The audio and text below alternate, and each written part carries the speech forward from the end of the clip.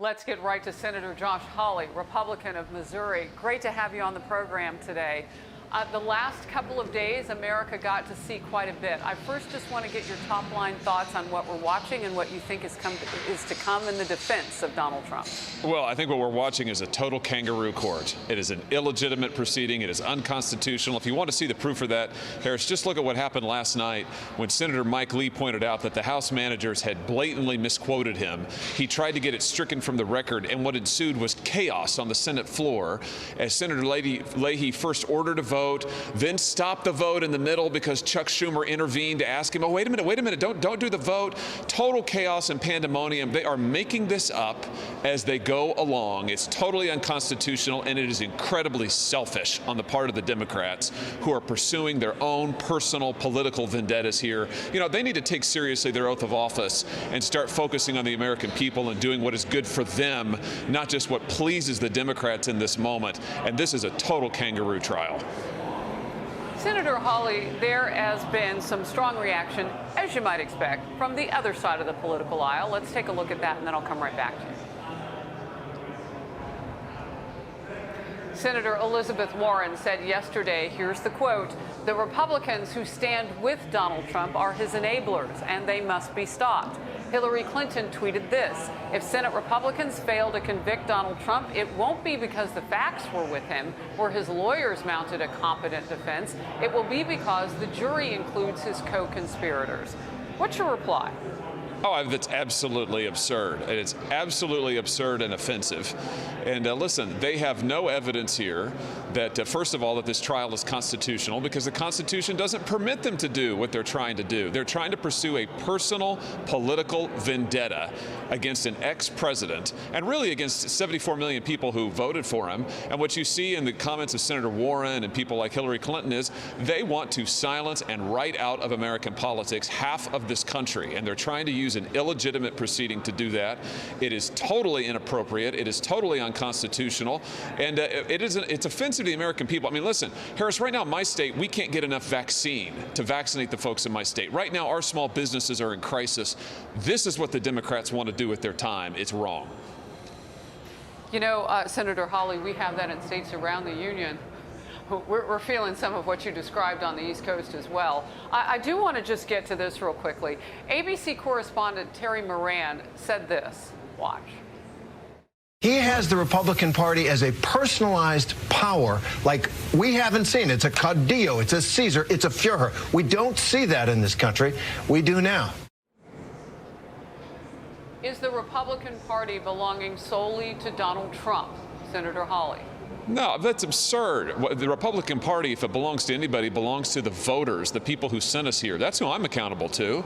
I've taken an oath to uphold the Constitution and also to serve the people of my state. I noticed that he used the word Führer, of course, because the media can't go 1 second, the left-wing media, without comparing Republican voters to Nazis and comparing President Trump to Hitler. I mean, you talk about offensive and disgusting.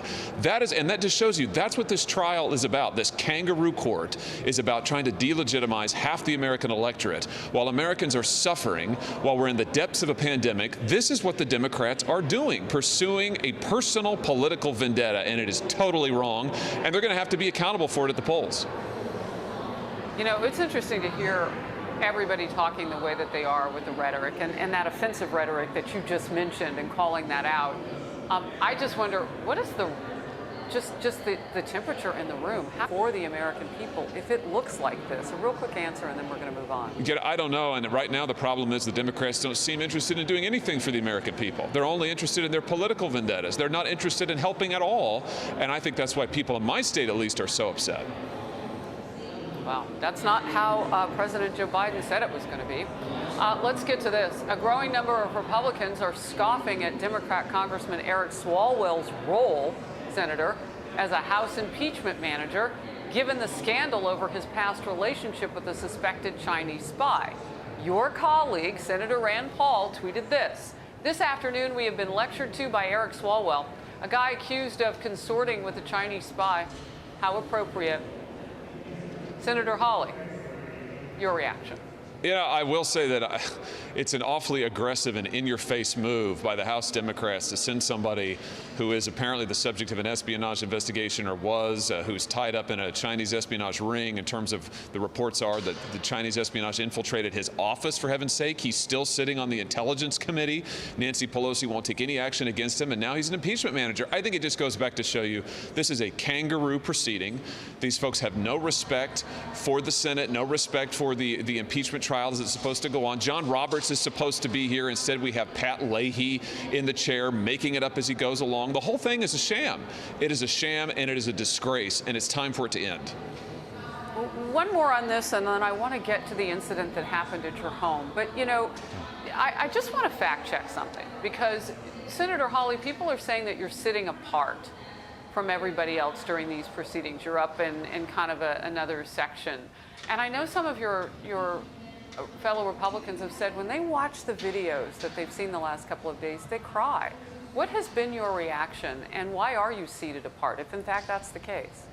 Well, I'm sitting where senators are allowed and designated to sit, and I have been there for the entire trial, Harris, with my notes, with my briefs, and I'm going to continue to be. And in terms of what we're seeing is what we lived through. It's what my staff lived through, and it's horrific. And the criminals who did it ought to be prosecuted, as they are being, and ought to be given the full measure of the law. And by the way, it would be nice to hear some Democrats say that the same should happen for everybody who has rioted in this country, everybody who has shot cops, everybody who has burned buildings. If you riot, if you break the law, you're a criminal, and you should be prosecuted. But you know, you don't hear that out of my Democrat colleagues for anything other than when it involves Donald Trump. So listen, you're not going to get anything but condemnation from me for what happened with those criminals at the Capitol on January 6th. But that doesn't make this trial any legitimate, any more legitimate than it is, which is totally illegitimate, no basis in the Constitution. I read your wife's op-ed. Senator, she recently filed a criminal complaint after a group of protesters gathered outside your home in the middle of the night, shouting through bullhorns. We covered this when it happened. Your wife was home alone that night with your newborn daughter. She writes in an op-ed, "You can agree or disagree with my husband's politics, and protests at office buildings are both appropriate and protected by the First Amendment. But the First Amendment also allows states and local governments to protect their citizens from harassment and to prescribe reasonable time, place, and manner restrictions on protest-like events." Senator, first of all, so glad everybody's okay in your household. Congrats on the newborn baby. And what is your response to your wife putting her thoughts in an op-ed? Well, she's a tough woman, and she was there alone that night. She asked those groups of protesters who came screaming and shouting and harassing, she asked them to leave.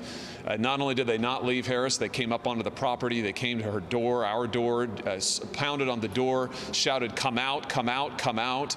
She was afraid to move from where she was. Eventually, police responded, which we're grateful for, but for much of that time, she was there completely alone with our newborn child. And, you know, this is just the kind of behavior that the left engages in all the time, and excuses. I haven't heard a word from a Senate Democrat condemning this behavior, condemning those kind of aggressive, harassing tactics. They went there that night to harass and intimidate. They threatened to come back repeatedly. They said we could come back at any time. The whole purpose was to try to intimidate and terrorize my wife.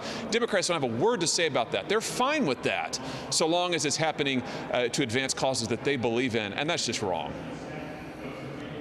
Senator Hawley, I know that there are some friends among you across the political aisle. I would hope that they would reach across in this instance and give you their best. It's tough, the positions that you're all in. Thank you for serving in this way, and thanks for being on the program. Thanks for having me.